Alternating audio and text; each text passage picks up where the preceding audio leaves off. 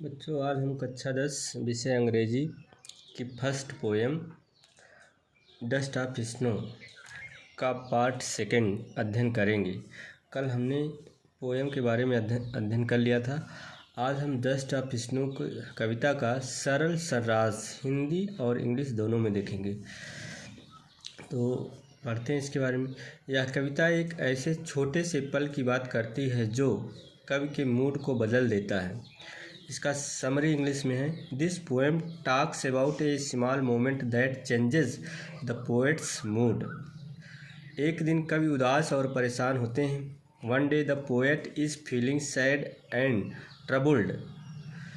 तभी एक कौवा एक हेमलॉक विशैला पेड़ पर बैठा होता है।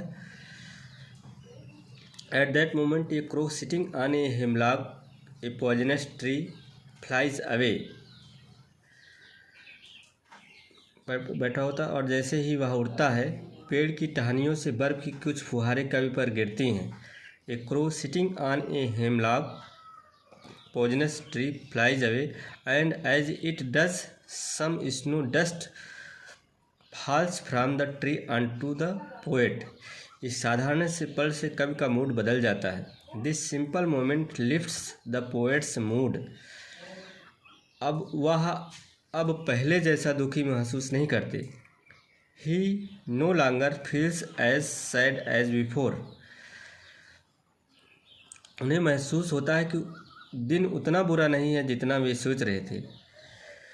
ही realize that the day is not as bad as he thought it was. इस कविता से हमें यह सीखने को मिलता है कि this poem teaches us that even small experiences can change our way of thinking.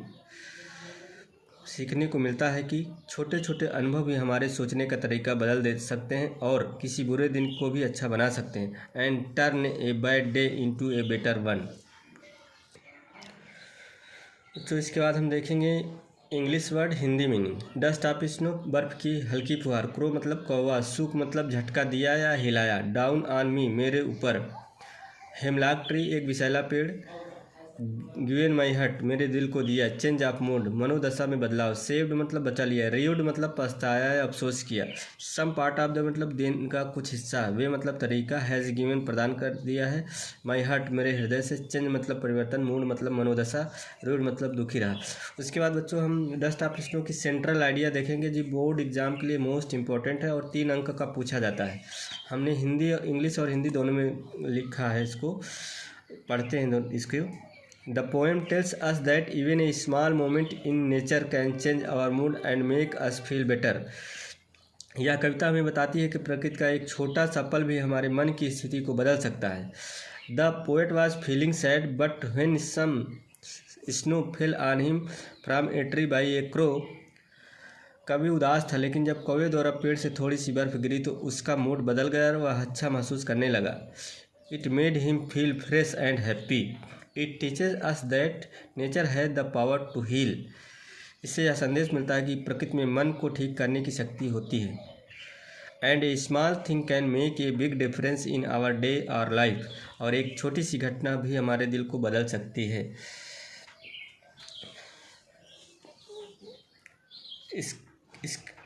इसका अगला भाग, इस लेसन के बारे में हम अगले भाग में अध्ययन करेंगे। बहुत बहुत धन्यवाद।